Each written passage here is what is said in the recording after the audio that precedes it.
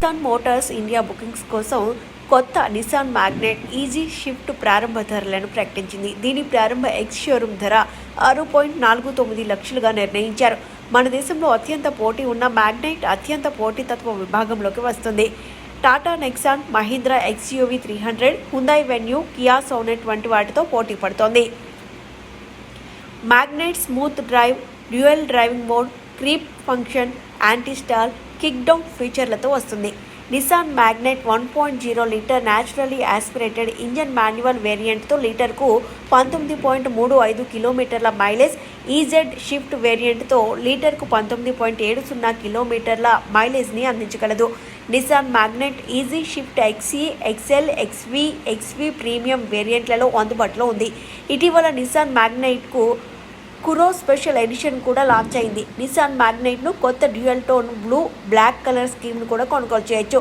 Nissan Magnite easy shift లాంచ్తో Nissan Magnite ఇప్పుడు 1.0 litre naturally aspirated ఇంజన్లో manual, easy shift 1.0 litre turbo ఇంజన్లో manual, CVT ఆప్షన్లతో సహా 4 ఇంజన్ ఆప్షన్లలో అందుబాటులో ఉంది.